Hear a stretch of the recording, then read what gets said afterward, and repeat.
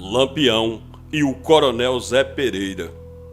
Lampião incendeia as fazendas do Coronel Zé Pereira e ainda manda avisar a polícia.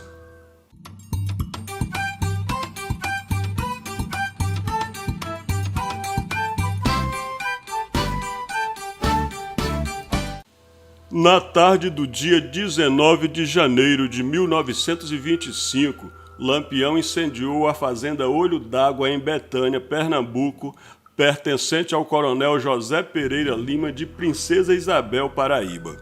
Além do incêndio, Lampião matou muito gado no pátio da fazenda. O senhor Isídio de São Caetano era o vaqueiro da propriedade. No mesmo dia, Lampião seguiu para incendiar a fazenda Melancia, também do Coronel Zé Pereira. Virgulino e seu bando foram pernoitar na fazenda Melancia.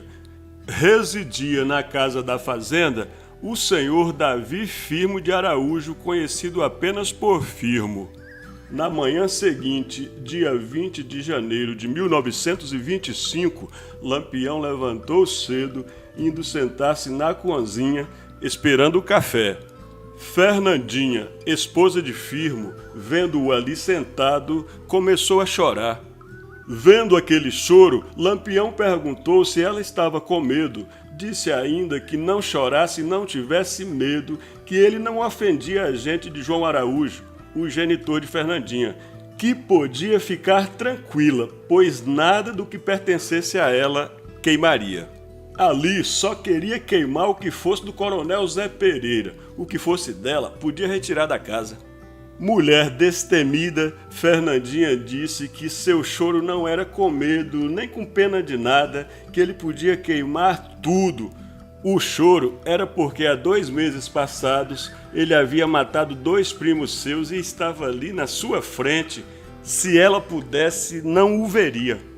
Rapidamente respondeu o cangaceiro que ela tinha razão e que ele não tinha nenhuma culpa na morte de seus primos, uma vez que os mesmos morreram na luta, brigando. Assim como seus primos morreram, ele também poderia ter morrido.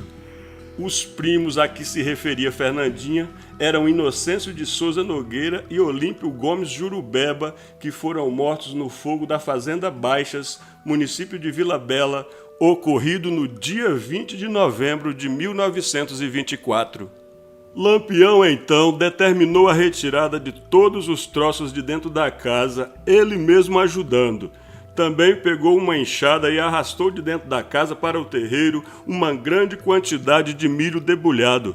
Mandou Firmo e a Betânia chamar seu irmão Antônio Araújo, conhecido por Totonho, por ser o gerente das fazendas do Coronel Zé Pereira. Chegando Totonho em um carro de boi, Lampião o fez ciente de que iria incendiar a fazenda. Tomou o carro de boi e transportou a madeira para incendiar a casa. Lampião ainda pediu o comparecimento do senhor Alcides Passos, residente em Betânia, para retirar do cercado os seus animais. Retirados os animais, os cangaceiros botaram fogo na casa e em todas as cercas da fazenda e tudo virou cinza. O prejuízo do coronel foi total. Depois do incêndio, Lampião mandou por Alcides Passos um bilhete para o sargento José Leal, comandante da Força Volante de Betânia. No escrito, mandava dizer ao sargento Leal que se encontrava na fazenda Melancia com 35 homens, todos de sangue no olho, incendiando a fazenda do Coronel Zé Pereira, e se o sargento achasse ruim, juntasse seus macacos e fosse para brigar, pois o estava esperando, pois naquele dia estava querendo limpar a ferrugem do seu rifle. E recomendou mais que o sargento levasse a farinha, que o feijão já estava pronto para o almoço. Datou e assinou: Virgulino Ferreira da Silva, Lampião, governador do sertão. Em Betânia, Alcides Passos procurou Severino Pires para combinarem se entregava ou não o bilhete. Severino foi pela entrega imediata do escrito, pois o sargento bradava dia e noite que quem soubesse de Lampião na região e não o comunicasse, morreria no pau. Recebendo o bilhete, o sargento ficou enfurecido, juntou os pés e disse: Eu vou agora mesmo brigar com aquele bandido safado. Então gritou para a macacada: se preparem para brigar com o Lampião. O soldado Luiz Nogueira de Carvalho tentou mostrar ao sargento a desvantagem em atender aquele chamado, pois o mesmo devia ser uma grande cilada de Lampião contra a força. Disse ainda que Lampião não era de brincadeira, que o sargento não o conhecia por ser do Recife. O comandante Leal perguntou se o sargento Luiz Nogueira estava com medo. Este respondeu que não, apenas sabia que a volta de Lampião era amargosa. Se o sargento estava duvidando que fosse, mas o aconselhava a atacar bem as alpercatas para não ficar enganchadas nas caatingas do navio e chegar descalço em Betânia.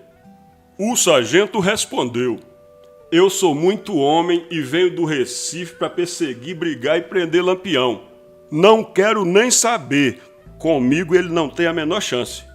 Vários civis também se dirigiram ao sargento pedindo que não atendesse ao chamado de Lampião. O sargento respondeu que era macho e a prova ia dar naquele dia, pois levava um maço de cordas para amarrar Lampião. Tinha que entrar com o bandido amarrado dentro de Betânia para todo mundo ver.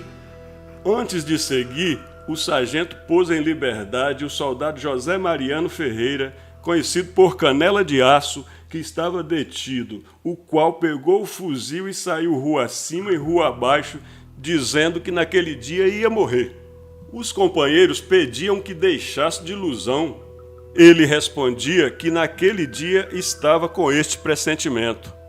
Estando a tropa em forma, 15 praças, número insuficiente para enfrentar Lampião e seu bando, o sargento deu ordem de marcha, partindo na frente o soldado Manuel Luiz Taveira e alguns companheiros.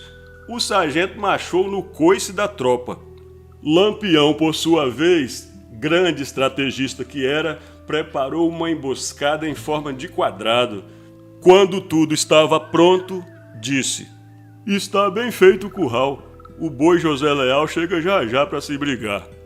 Naquele momento, Lampião apontou e marcou o lugar que a força devia estar, isto é, do meio para o fim do quadrado, recomendando aos cabras que quando a força estivesse ali, ainda não atirassem, deixassem chegar um pouco mais à frente para dar tempo aos últimos macacos entrar no curral, depois podiam fechar a porteira e fazer a faxina completa. Coincidência com a previsão de Lampião, no lugar que ele marcou, a força encontrou um vaqueiro e parou mesmo, perguntando se não dava notícias dos cangaceiros. Foi quando um cangaceiro que estava deitado na emboscada levantou a cabeça, sendo visto pelos soldados que gritaram: olha os inimigos, companheiros! Estas palavras já foram acompanhadas de uma grande descarga de tiros, caindo morto o soldado José Mariano Ferreira, o Canela de Aço, e gravemente ferido, com as pernas quebradas, o soldado Manuel Luiz Taveira. Por não suportarem a chuva de balas, os soldados desorientados correram deixando os dois companheiros em poder dos inimigos. Dentro de todo o sufoco, o soldado Luiz Nogueira não se cansava de gritar, chamando o sargento Leal com as cordas para amarrar Lampião.